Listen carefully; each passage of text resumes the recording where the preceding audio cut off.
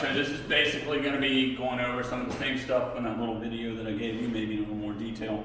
You have the loose leash walk, and that's what we're doing most of the time. That's just a let's go, and you're out enjoying the sunshine. She can sniff the ground, she can go left and right. She just can't be a knucklehead on a leash. I find that as I'm not going to let my dogs lunge or bark. So to me, lunging and barking, that's a no-no. But they can sniff the ground, they can, be out in front of me. We're just out enjoying the walk. When we start our training, this is the foos. It's right here. She can be sitting down, scratching her butt. You're just going to go foos and start walking.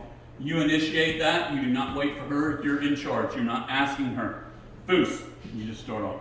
When you stop, she sits automatically. It's an implied command. When you stop, she sits. That's your plots from the side. You have to be this tall to get on this ride at Six Flags. Plots. She's going to go down. A lot of folks do this business right here. They like to lean over and tell their dog plots. When you do that, she thinks you're trying to pet her, and she's going to do just the opposite of plots. So plots. She's going to go down. The seats from plots, 2 pats. A lot of times in my video, I do it so fast it sounds like 1. It's not the end of the world. She's going to respond to either or. But seats, and she's going to pop right up. When I am in front of her at the end of the leash, that's the plots from the front. Seats from plots is the same. The on-leash come command is here, and she's going to come and sit in front of you. That command, just like in that video, is not over until she seats in front of you. And that's the on-leash.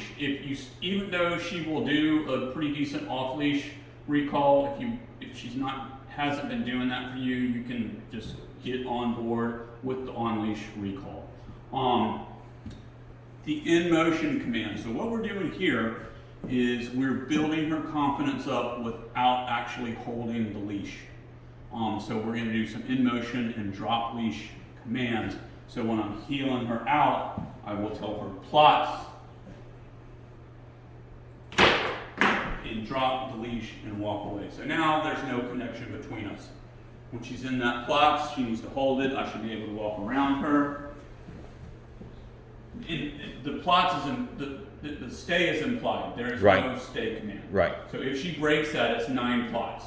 And then we're going to have our drop leash sit from down, where I'm going to seats, and she's going to pop up. The drop leash plots down. You also have your seats in motion, where you're heeling her out. You're in a heel, and you're going to tell her seats, and she's going to seat. Give her a down from behind the back, or plots from behind the back. But again, what we're doing is building up her confidence without holding the leash. And then we have our off-leash recall, where you can put her in that seats, get 10 or 15 feet away here, and she needs to come and sit in front of you. So that's it in a nutshell. It's a lot to absorb. When you go home, so for most clients that come in here and their dog goes home with advance, just spend the first week or so getting comfortable to confident with the on-leash stuff. Yep. Then maybe the second week, or after you come in for the follow-up and she's doing all of her basics for you, then you kind of start working on the in-motion and drop leash stuff. It's not something you have to do all at once. You're not going to forget it. You can take her home today, don't do anything with her, bring her back in 6 months, she's going to do the exact same thing for me. So you're not under any kind of time restraint. So spend the first couple of weeks getting solid with your on-leash, then we move on to the drop leash in motion.